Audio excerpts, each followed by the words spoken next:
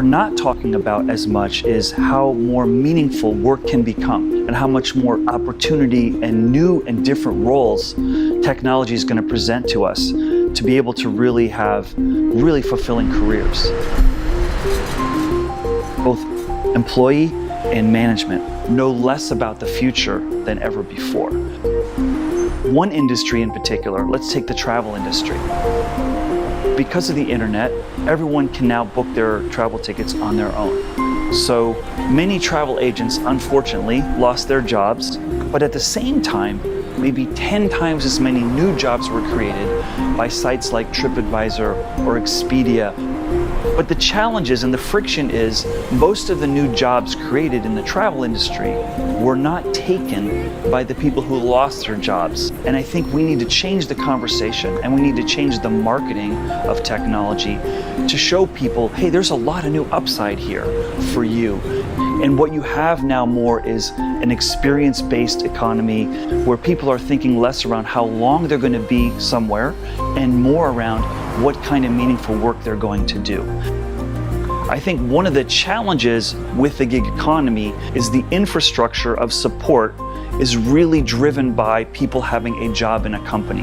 However, what I find fascinating as the father of several children is how kids today are seeing the opportunities to make money through a YouTube or something like an Airbnb or an eBay. What my kids see is that they can go to YouTube and creating content that's valuable makes them valuable. So that's a great lesson for kids. If you look at companies like an Airbnb or like a YouTube, what's their product?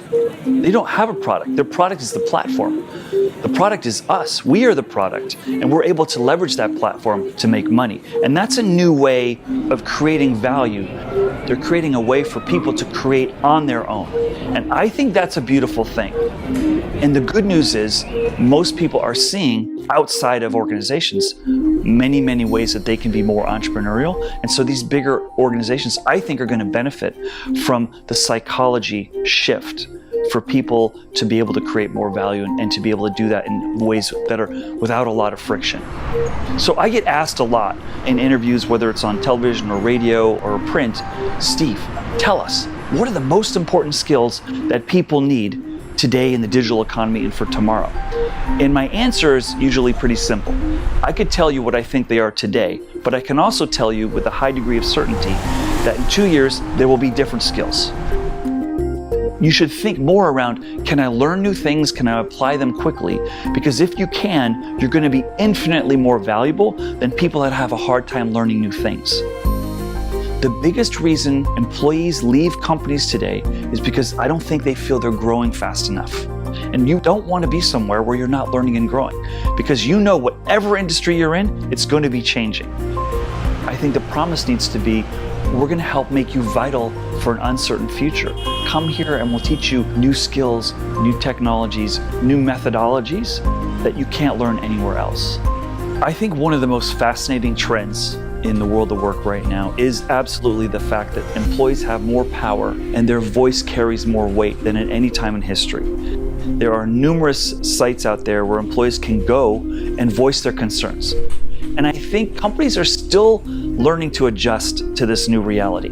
When you see the leading technology companies of the world, like an Amazon or Google or even a Facebook, get brought to their knees because of their employee voice questioning decisions or questioning their transparency, it makes you realize that, the internet was really only built about 25 years ago.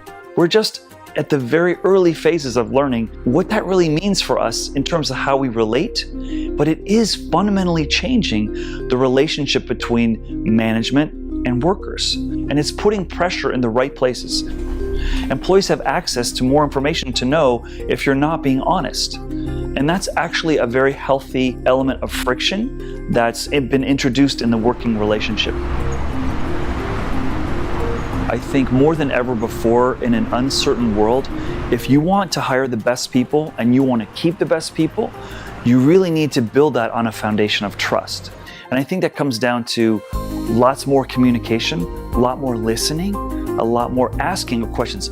I think we're getting too seduced by technology that whenever we talk about what's next as leaders, we talk about technical elements. We don't talk about the richness and the greatness that is going to happen for people who are working and how the future is going to be brighter.